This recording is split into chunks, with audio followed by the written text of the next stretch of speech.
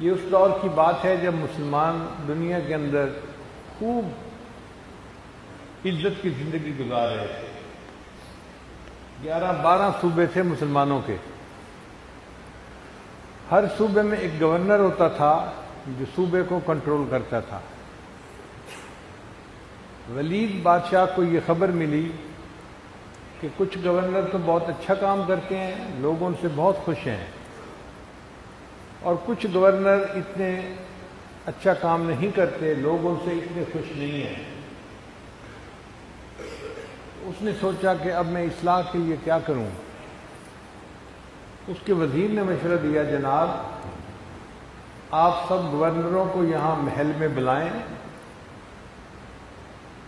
اور جو اچھا کام کرنے والے ہیں ان کی تعریف کریں اور ان کو انعام دیں، تو باقی سمجھدار ہیں، ان کو خود بخود احساس ہو جائے گا کہ ہمیں بھی امپرومنٹ کرنی ہے، تو بن کہے کام ٹھیک ہو جائے گا۔ چنانچہ ولید نے ہر جگہ خبر پہنچا دی کہ فلاں تاریخ تک سب گورنر میرے محل میں آ جائیں۔ اب اس زمانے کے سفر کوئی گھنٹوں اور دنوں کے نہیں ہوتے تھے، مہینوں ہوتے تھے۔ اونٹ گھوڑوں پہ سفر کیا جاتا تھا اور ایک دن میں 20-25 میل کا سفر طے ہوتا تھا، پھر آرام کرنا پڑتا تھا۔ تو اگر 1000 کلومیٹر کا سفر ہو تو 40 دن ایک طرف آنے میں لگتے تھے۔ خیر ایک دن ایسا آیا کہ سارے گورنر بادشاہ کے محل کے قریب آئے اور انہوں نے اپنا پڑاؤ ڈالا۔ بادشاہ نے ان گورنروں کو اپنے دربار میں بلایا اور بڑی خوشی کا اظہار کیا، اور ان سب کو اپنی طرف سے خلعت دی۔ خلعت کہتے ہیں ایک گاؤن ہوتا ہے، جیسے یونیورسٹیوں میں پاس ہونے والے بچوں کو گاؤن پہنا دیا جاتا ہے۔ اس زمانے میں وہ خلعت بڑی قیمتی سمجھی جاتی تھی۔ بادشاہ جس کو خلعت دے دیتا تھا وہ بادشاہ کا مصاحب کہلاتا تھا۔ وہ خلعت پہن کر وہ جس وقت چاہتا بادشاہ کے دربار میں آ سکتا تھا، اس کے پاس گرین کارڈ مل جاتا تھا دربار میں جانے کا، تو یہ بڑی سعادت سمجھی جاتی تھی۔ اب وہ گورنر سارے بڑے خوش۔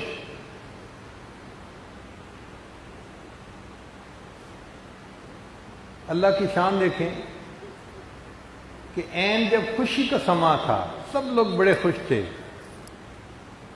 ایک گورنر ایسا تھا کہ جس کو چھینک آ رہی تھی، یہ بندے کے بس میں نہیں ہوتی، بلکہ جب آنے لگتی ہے بندہ جتنا دبائے یہ اتنا اور زیادہ آتی ہے۔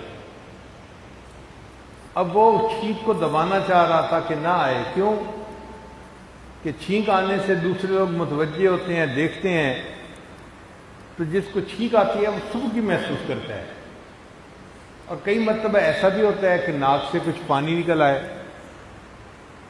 اس زمانے میں ٹیشو پیپر تو ہوتے نہیں تھے، تو اس پانی کو صاف کرنا بھی ایک مسئلہ۔ اب وہ بندہ ایک کشمکش میں ہے، چھینک روکنے کی کوشش کرتا ہے اور چھینک اتنا زیادہ شدت سے آتی ہے، حتیٰ کہ اس کو 2-3 چھینکیں ایک وقت میں آئیں۔ اس نے سر نیچے کر لیا، سب لوگوں نے تھوڑی دیر اس کی طرف دیکھا، پھر بادشاہ کی طرف متوجہ ہو گئے۔ اب جب اس بندے کو چھینک آئی نا تو اس کے ناک سے کچھ پانی بھی نکل آیا۔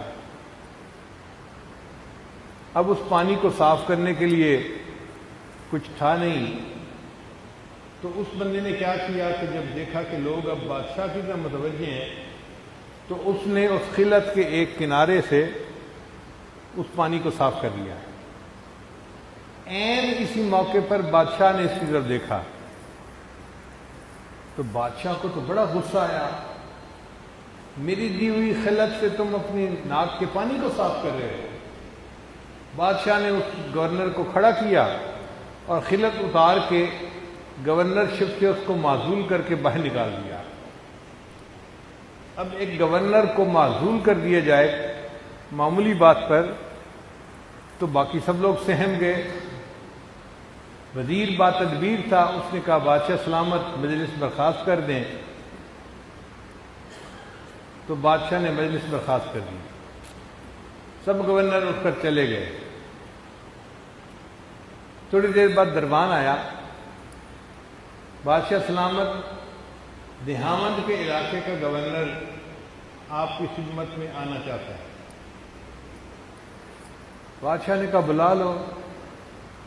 چنانچہ وہ گورنر آیا اور اس نے آ کے بادشاہ سے پوچھا کہ بادشاہ سلامت، میں صرف اتنا پوچھتا ہوں کہ چھینکا آنا اختیاری ہے یا غیر اختیاری ہے؟ مطلب اس کا یہ تھا کہ اگر غیر اختیاری چیز ہے تو آپ نے اتنی بڑی سزا کیوں دی کہ بڑے دربار میں رسوا کر دیا اور اس کو معزول کر دیا؟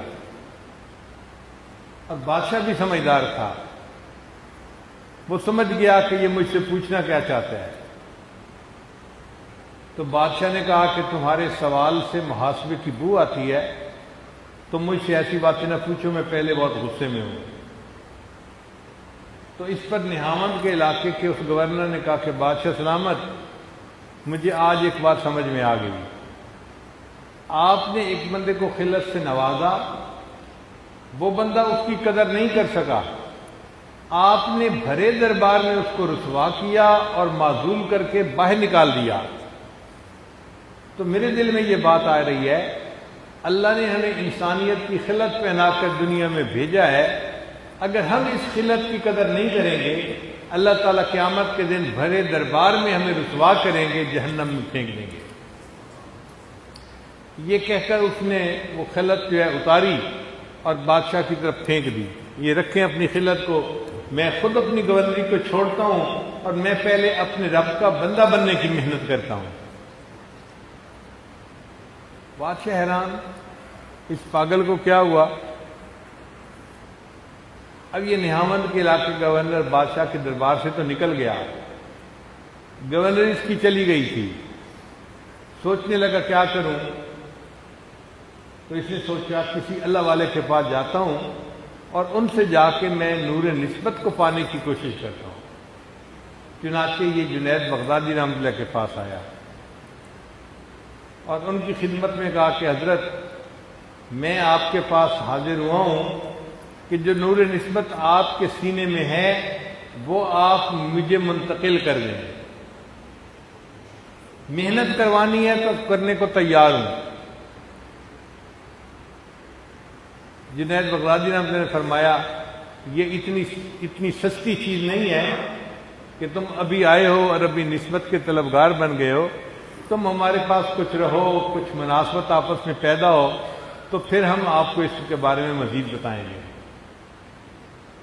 چنانچہ یہ 1 سال جنید بغدادی رحمۃ اللہ کی صحبت میں رہے، مجلس میں بیٹھنے کی اجازت نہیں تھی، خانقاہ کی خدمت کے کام کرنے کی اجازت تھی۔ اب آپ سوچئے 1 سال شیخ کی صحبت میں گزارا، اس طرح کے خانقاہ کی خدمت کرتے تھے مگر صحبت میں بیٹھنے کی اجازت نہیں تھی۔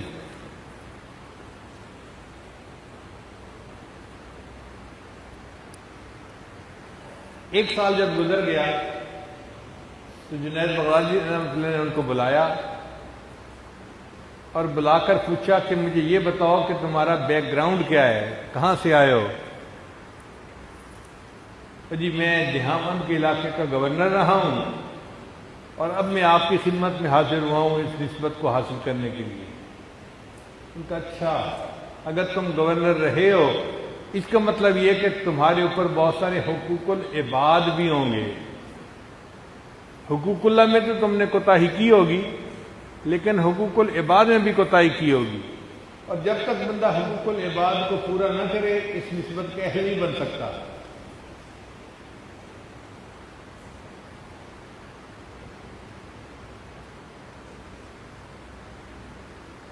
تو حضرت میں کیا کروں؟ فرمایا جاؤ اور بغداد شہر کے اندر گندک کی دکان بناؤ، 1 سال دکان کرو۔ اس زمانے میں گندک استعمال ہوتی تھی مختلف کاموں میں، اس کے اندر بو ہوتی ہے اور اس کے خریدار لوگ جو ہیں نا وہ عام لوگ ہوتے ہیں، تو گندک کا کاروبار کو اتنا اچھا کاروبار نہیں سمجھا جاتا۔ بو والی جگہ پہ ہر وقت بیٹھنا پڑتا ہے۔ اب حضرت اصل میں ان کا نخرہ توڑنا چاہتے تھے، گورنر تھے نا، محلات میں زندگی گزارنے والے تھے، ہر طرف نوکر چاکر ہوتے تھے، تو حضرت ان کو ان کی اوقات سمجھانا چاہتے تھے، تو فرمایا کہ جاؤ 1 سال دکانداری کرو۔ اب شیخ کے کہنے سے دکان تو بنا لی، آنے والے بھی ان پڑھ ہوتے تھے اور چھوٹی چھوٹی بات پہ جھگڑا کرتے تھے، اور گورنر صاحب سے نازک مزاج، تو ان سے ڈیل کرنا بڑا مشکل ہوتا، برداشت کرتے، صبر کرتے، مگر اس انتظار میں تھے کہ وہ وقت کب آئے گا کہ میری اس دکان سے جان چھوٹے گی۔ 1 سال مکمل ہوا تو شیخ کے پاس گئے، حضرت میں نے آپ کی بات پوری کر دی، 1 سال گندک کی دکان میں نے کر دی۔ فرمایا اچھا تم وقت گنتے رہے ہو، جاؤ 1 سال اور دکانداری کرو۔ اب احساس ہوا کہ اس کو بوجھ نہیں سمجھنا، اب شیخ نے جو کہا ہے تو اس میں حکمت ہے، چنانچہ اب غریبوں کے ساتھ ملنا جلنا بوجھ جو تھا وہ ان کو اچھا نظر آنے لگ گیا، ڈاؤن ٹو ارتھ ہو گئے۔ پھر انہوں نے وقت کا حساب لگانا چھوڑ دیا۔ 1 سال گزر گیا تو جنید بغدادی رحمۃ نے پوچھا کہ بھئی کتنا وقت ہو گیا ہے؟ حضرت میں نے تو ٹائم کا خیال رکھنا ہی چھوڑ دیا۔ انہوں نے فرمایا کہ ہاں تمہیں 1 سال اور بھی ہو گیا ہے، اور اب تم نے وہ کام کر لیا جو میں نے کہا تھا، اب ایک کام اور تمہارے ذمہ لگاتا ہوں۔ تو یہ دل میں خوش ہوئے کہ چلو گندک کی دکان سے جان چھوٹی، کوئی آسان کام مل جائے گا۔ حضرت میرے ذمہ کیا کام ہے؟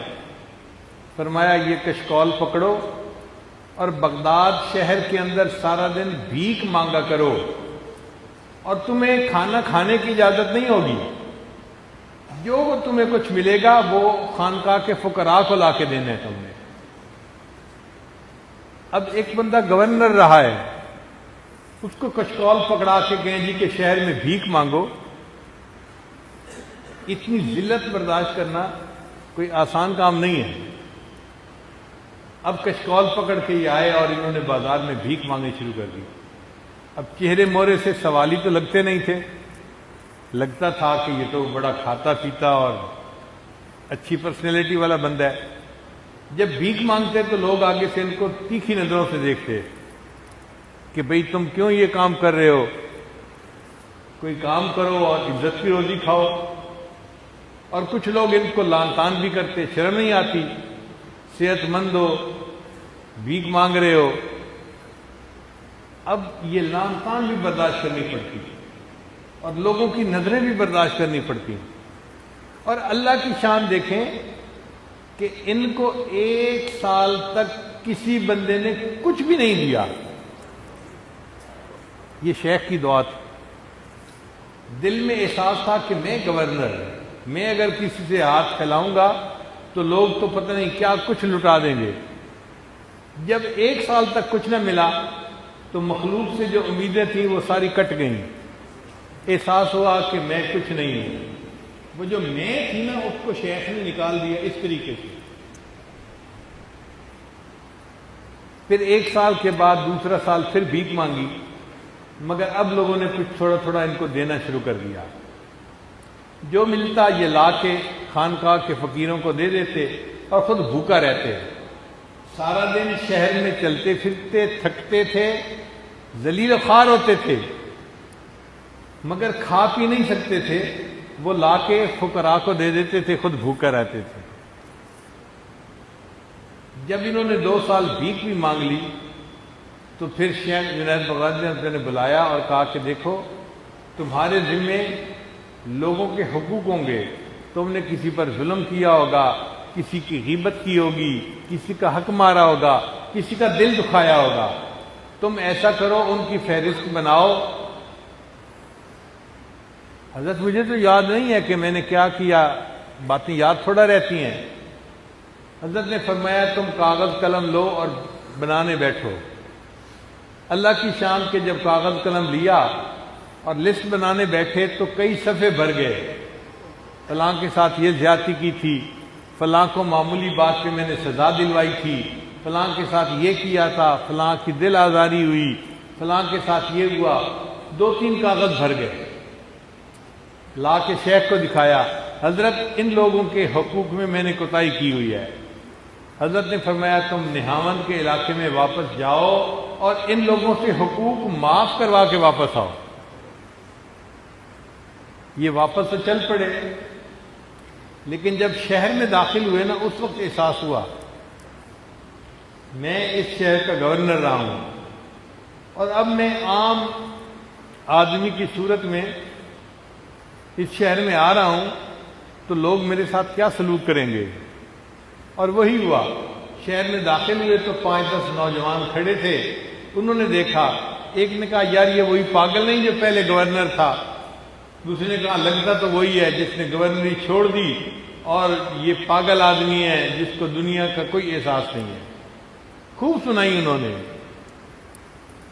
اب یہ ان لوگوں کے پاس گئے جن کے انہوں نے حق مارے تھے، اور ان کو کہا کہ بھئی میں معافی مانگنے آیا ہوں، تم مجھ سے کوئی مشقت کروا لو، کوئی سزا دے لو، لیکن مجھے خدا کے لیے معاف کر دو۔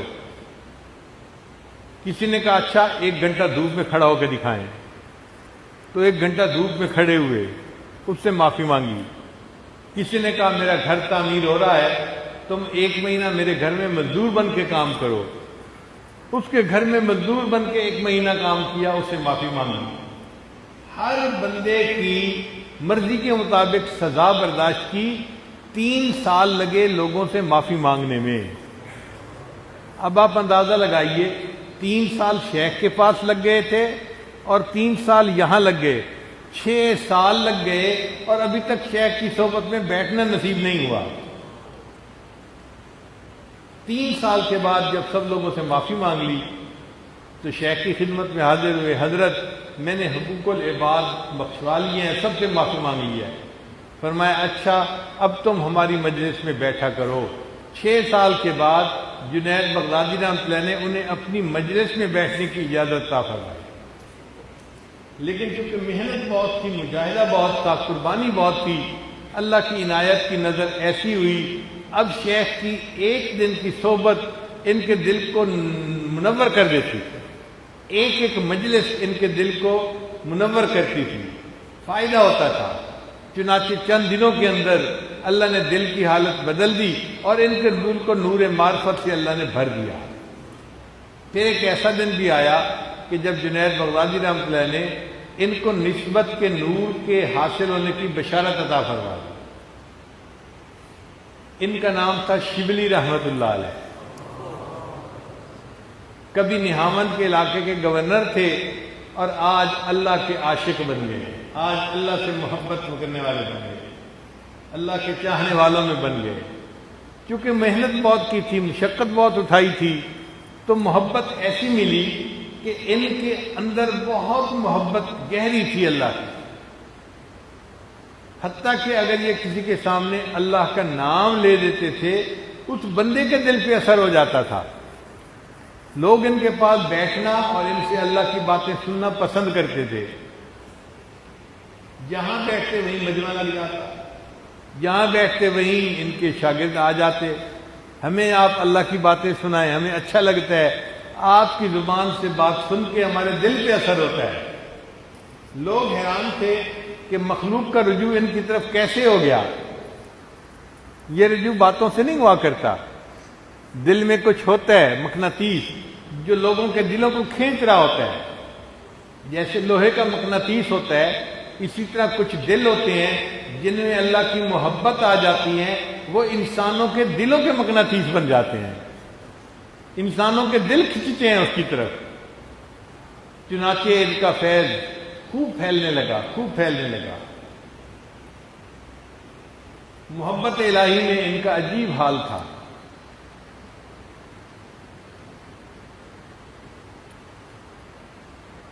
ایک ایسا بھی وقت آیا ان کے سامنے کوئی اللہ کا نام لیتا تھا تو یہ جیب میں ہاتھ ڈالتے اور گڑ کی ڈلی نکالتے اور اس کو کھانے کے لیے دیتے تھے۔ جو اللہ کا نام لیتا اسی کو گڑ کھانے کو دیتے۔ ایک بندے نے پوچھا کہ شبلی یہ کیا طریقہ ہے جو تمہارے سامنے اللہ کا نام لے اسے گڑ کھانے کو دیتے ہو؟ کہنے لگے کہ جس زبان سے میرے محبوب کا نام نکلے، میں اس منہ کو شیرینی سے نہ بھر دوں تو اور کیا کروں۔ کتنی محبت ہوگی اللہ کی۔ اللہ کے ایسے چاہنے والے بھی دنیا میں گزرے ہیں کہ اللہ کا نام سنتے تھے، اسی بندے کو میٹھا کھلاتے تھے۔ میں اس منہ کو مٹھاس سے نہ بھر دوں تو اور کیا کروں، میرے محبوب کا نام اس کے منہ سے نکلا ہے۔ اور اللہ سے ان کا تعلق بہت گہرا تھا۔ تذکرۃ الاولیاء کتاب میں عجیب سا واقعہ لکھا ہے۔ ایک دفعہ یہ وضو کر کے مسجد کی طرف جا رہے تھے، تو جیسے دوستوں میں چھیڑخانی ہوتی ہے نا، اللہ تعالیٰ کبھی کبھی اپنے اولیاء کے ساتھ ایسا معاملہ فرماتے ہیں۔